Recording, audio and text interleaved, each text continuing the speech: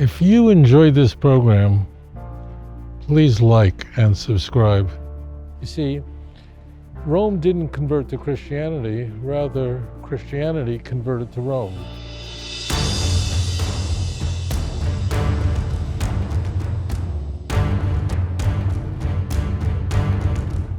This may seem ironic to you, but as it turns out, the Jewish festival of Hanukkah is mentioned explicitly in the Christian Bible, in the New Testament, specifically in the fourth Gospel, in the book of John, chapter 10, verse 22.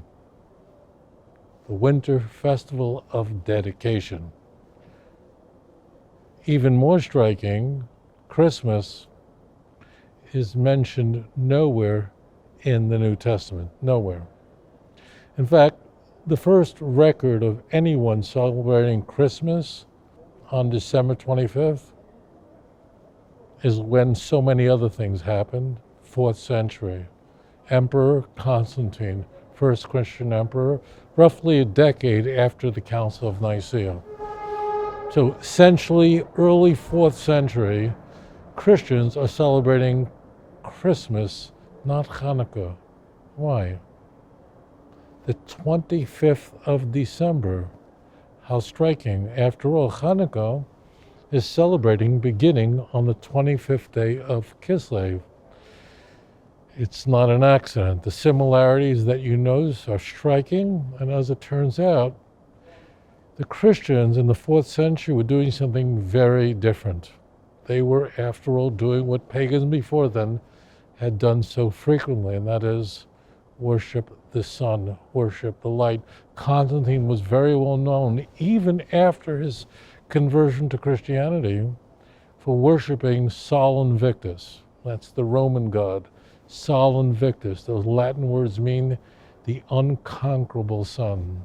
That's what people worshiped. After all, the sun gives life to everything. It's understandable why people might worship it. That's why those pictures of Jesus and Mary and the saints, they've got this globe behind them. That's the sun, Sunday. What's going on here? This is ancient. This even predates the Roman Empire. Jeremiah, in fact, who lived at the end of the First Temple period, meaning Jeremiah lived during the Babylonian Empire, meaning Jeremiah lived about 500 years before Christianity. Jeremiah warns people in his day not to do what the pagans do, what the heathens do.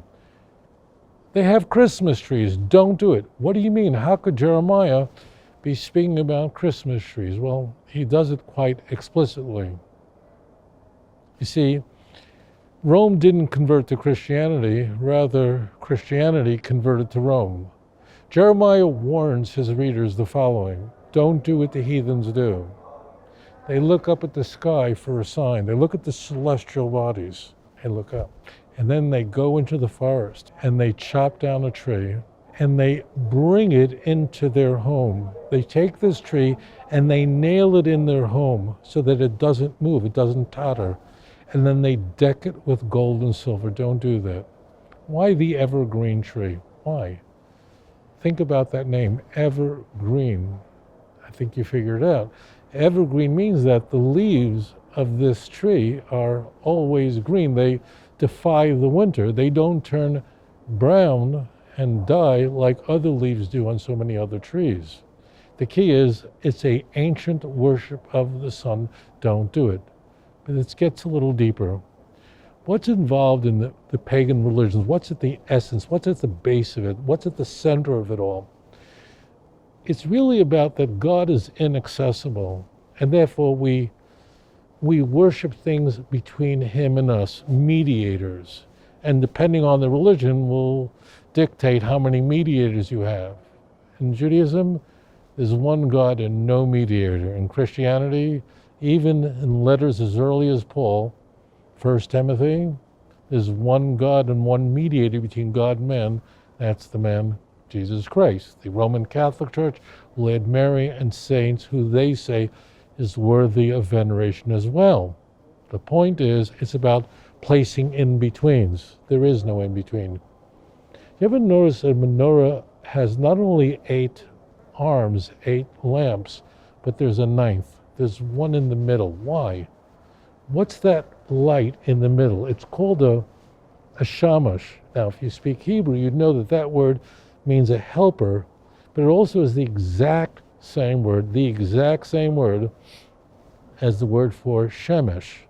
What do we do with that middle light, that middle fire? We use it. It helps us in illuminating the 8 lights. We use the shamash to illuminate the other lights. What's being conveyed here? That the only object worthy of worship is God, and the only thing the sun does, or the shemesh does, or the shamash does is assist. We use it to illuminate the other lights. Striking that the word for sun as shemesh is not to be found in the Torah until we encounter a great man like Abraham. Before that, it was just the great light in the sky, created on the 4th day and light on the 1st day itself, that primordial light. The point is, it's created by God. We don't celebrate Christmas because we don't worship the mediator. We worship the one God of Abraham, Isaac, and Jacob. The very earliest Christians knew about Hanukkah. 1st century Christians knew enough about it to mention in their Bible. But the church would take a turn in the 4th century and would adopt many ideas. The doctrine of the Trinity we hammered out as orthodoxy at the Council of Nicaea, and Christmas. Happy Hanukkah.